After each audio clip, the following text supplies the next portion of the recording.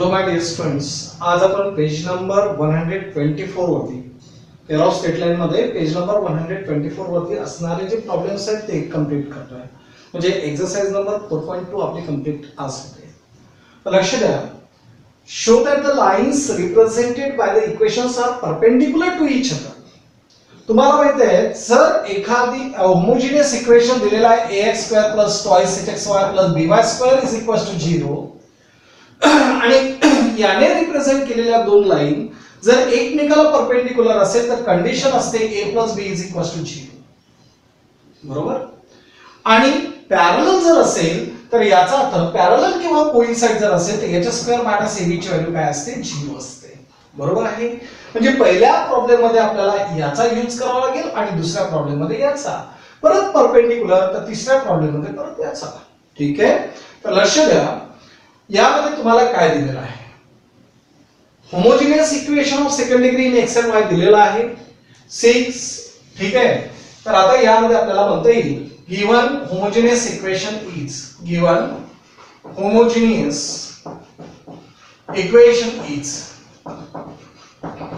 Equation काय दिलेलं आहे तर 3x² - 4xy - 3y² 0. This is first. We complete this equation with on comparing equation first with कोणासोबत compare करा तर ax² + twice hxy + by² 0. And so the values of a is equals to 3, twice h is equals to -4 and b is equals to -3. And so the values of h is equals to -2. बरोबर. आता एवढं झाल्यानंतर perpendicular म्हटलेलं आहे show करायचं आहे. Show जर करायचं असेल तर आता यामध्ये आपल्याला a + b ची व्हॅल्यू कन्सिडर करावी लागेल. a + b म्हणजे a ची व्हॅल्यू झालेली आहे 3 + b ची व्हॅल्यू आहे -3. So 3 - 3 that becomes 0. And therefore the lines represented by first are perpendicular to each other. Okay. एवढं सिंपल प्रॉब्लेम आहे. कारण परपेंडिक्युलर दाखवायचं होतं. पहिले याला होमोजिनियस इक्वेशनला आपण याच्यासोबत कंपेअर केलं, a h आणि b ची व्हॅल्यू मिळालेली आहे. नंतर जर परपेंडिक्युलर दाखवायचं आहे तर आपल्याला a + b ची व्हॅल्यू 0 दाखवावं लागेल. मग a + b घेतला तर व्हॅल्यू 0 मिळाली. म्हणजे याचा अर्थ या इक्वेशनने रिप्रेझेंट केलेल्या ज्या दोन लाईन आहे त्या एकमेकाला परपेंडिक्युलर आहे. त्याच्यानंतर second problem. Given homogeneous equation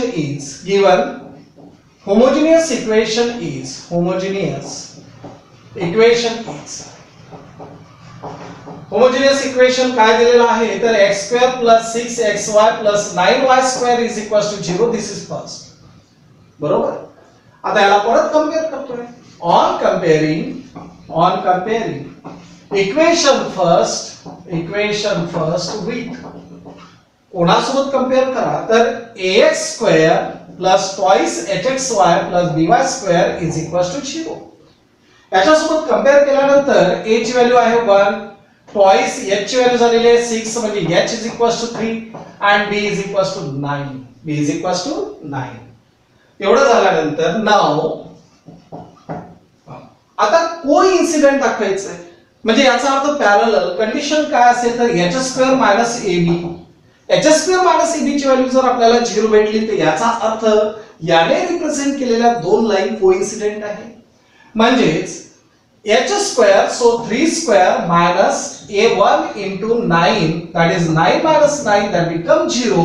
Hence the lines represented by first are coincident. हे कसे आहे? कोइन्सिडेंट आहे असं आपण म्हणतो आहे. क्लियर. तर या पद्धतीने हा प्रॉब्लेम सॉल्व्ह करायचा आहे. त्यानंतर next third number. Find the values of k if the lines represented by are perpendicular to each other. याने रिप्रेझेंट केलेल्या लाईन परपेंडिक्युलर आहे म्हणजे याचा अर्थ a + b ची व्हॅल्यू 0 आहे. पण झालं. So given homogeneous equation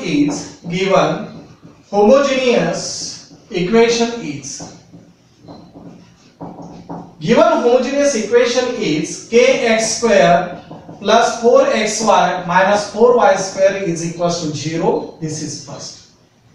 On comparing equation first with त्या इक्वेशन फर्स्टला आपण कंपेअर करतो कोणासोबत तर ax square plus twice hxy plus by square is equals to 0 and so the values of a is equals to k, twice h is equals to 4 म्हणजे h is equals to 2 and b is equals to minus 4. b is equals to minus 4. बरोबर. Since lines represented by first are perpendicular to each other,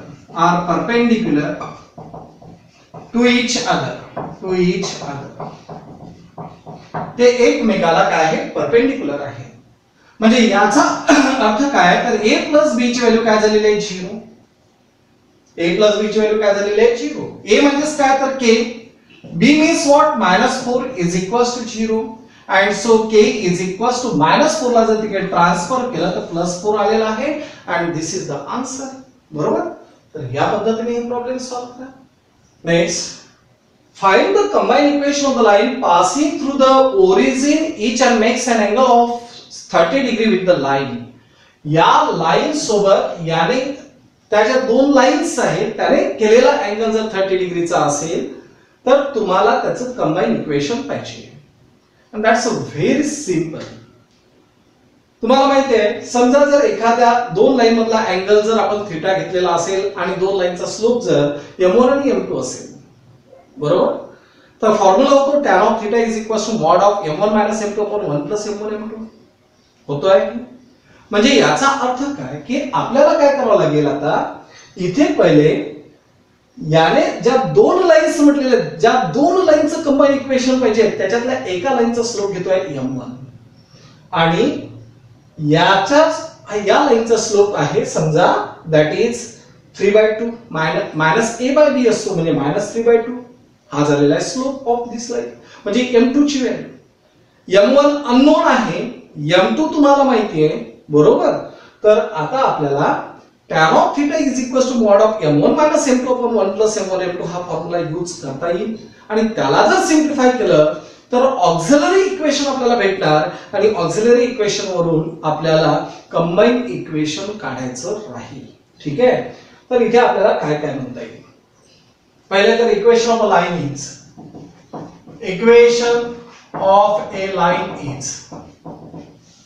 okay. लाइनचं equation दिलेलं आहे 3x plus 2y minus 11 is equals to 0. This is equation number first. Okay. आता equation number first दिल्यानंतर यामध्ये काय म्हणतोय late therefore slope of line first is what slope of line first is that is m म्हणतोय that is m is equals to किंवा m1 is equals to -3/2 -3/2. ठीक है. Let m be the slope of line, m be the slope of line which makes an angle of 30 degree with the line first. काय झालेलं m is the slope of the line which makes an angle of 30 degree with the line first. या line first सोबत केलेला जो angle आहे 30 डिग्रीचा त्या लाइनचा स्लोप आपण काय घेतोय m घेतोय. ठीक आहे.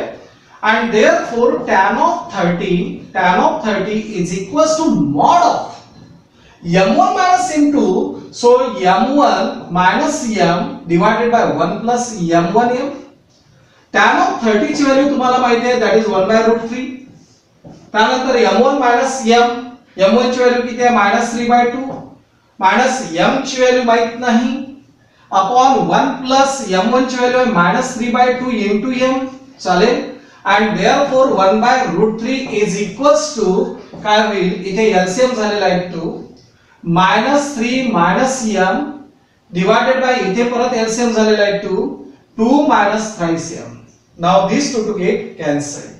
So 1 by root 3 is equals to mod of minus 3 minus m divided by 2 minus thrice m. Okay, थोडंसं याला सिम्प्लिफाय करण्यासाठी मी काय करतोय 1 by root 3 is equals to mod of यामधून मायनस जर कॉमन काढलेला असेल, मायनस जर कॉमन काढलेला आहे तर m plus 3 असा पण लिहू शकतो आणि यामधून मायनस काढल्यानंतर थ्राइस m minus 2 लिहितोय. Minus minus get cancelled. So 1 by root 3 is equals to m plus 3 upon thrice m minus 2. And now squaring on both the side. Squaring on both the sides. We get. Squaring on both the sides we get. जर दोन्ही साइडचा square केला तर 1 upon 3 is equals to m plus 3 चा whole square divided by thrice m minus 2 चा whole square. Okay, and therefore 1 upon 3 is equals to m plus 3 चा whole square, that is m square plus 6m plus 9 divided by 9m square minus 6 to the 12m plus 4. And therefore 9m square minus 12m plus 4 is equals to 3m square plus 18m plus 27.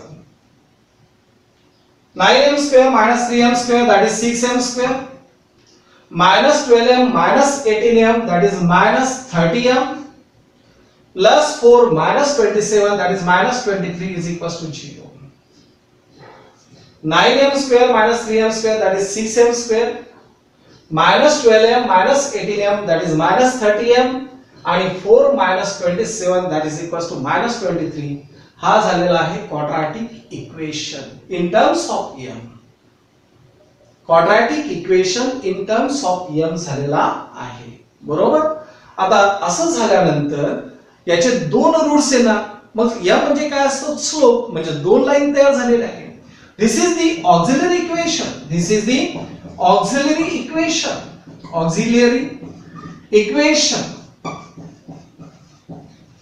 of the two lines. This is the auxiliary equation of two lines which makes an angle of 30 degree with the line first. So the combined equation required combined equation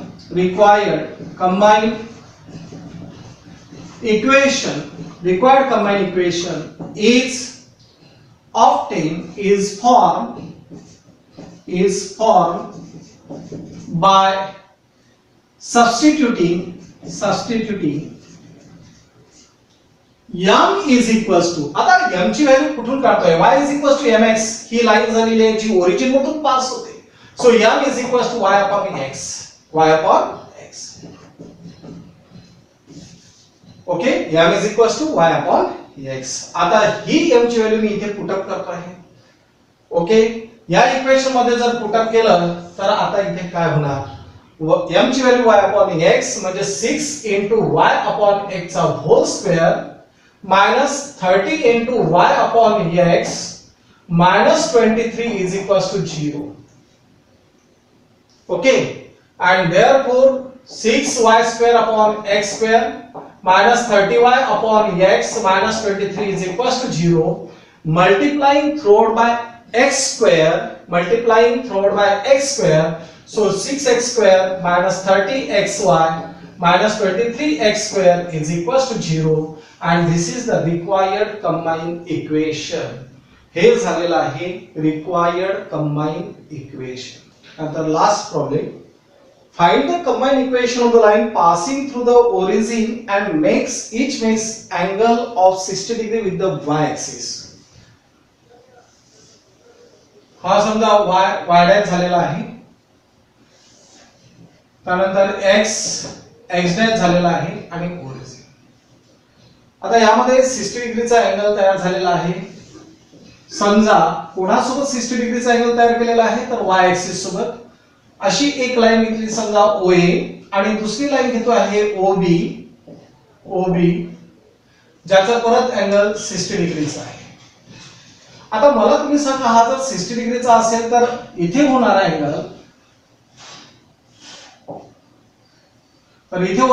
angle हा किती डिग्रीचा आहे 30 डिग्रीचा. त्यानंतर हा angle किती डिग्रीचा असेल तर that is 60 plus 60 that is 120 plus 30 म्हणजे 150 डिग्री. तर OA ओरिजिन मधून पास झालेली आहे ज्याने y ऍक्सिस सोबत 60 डिग्रीचा अँगल तयार केला. OB ही परत ओरिजिन मधून पास झालेली आहे आणि y ऍक्सिस सोबत 60 डिग्रीचा अँगल तयार केलेला आहे. बरोबर. Let line OA and line OB makes an angle of 60 degree with y axis. Line OA आणि लाइन OB याने y axis सोबत केलेला अँगल हा 60 डिग्रीचा आहे. Okay, and therefore inclination of line OA is and line OB is किती असेल तर लाइन OA चे inclination that is 30 degree and हे किती झालेला आहे 150 degree respectively. हा झालेला इंक्लिनेशन 30 डिग्री आणि हे झालेला इंक्लिनेशन 150 डिग्री या पद्धतीने आपण लिहितोय. ओके. आणि एवढं झाल्यानंतर इथे आपल्याला काय काय करता येईल आता. So slope of line OA that is equals to is tan of 30 degree and that is equals to how much तर 1/√3. So equation of line OA is line OA चे इक्वेशन काय झालं तर y is equals to mx. So y is equals to m ची value 1/√3 आणि into x. So √3y is equals to x squaring on both the side. So 3y square is equals to x square. Oh sorry, square कशाला करायचं काही गरज नाहीये. लाईनचं equation लिहितोय.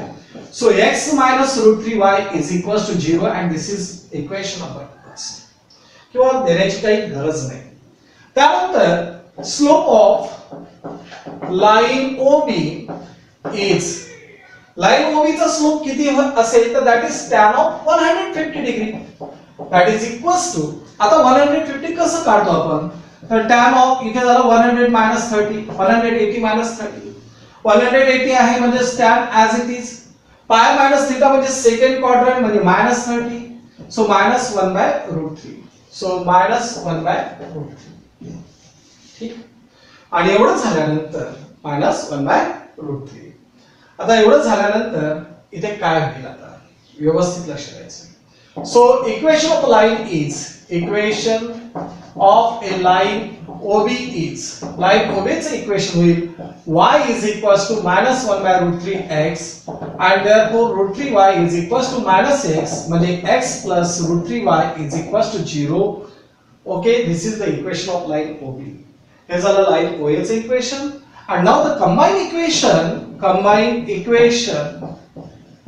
of line OA and line OB is line OA आणि line OB चं combine equation काय असेल तर x minus √3y into x plus √3y is equals to 0. So x square minus √3y चा whole square is equals to 0. So x square minus 3y square is equals to 0 and this is the required combined equation. हे झालेलं आहे required combined equation. तर या पद्धतीने हा problem तुम्हाला इथे सॉल्व्ह करायचा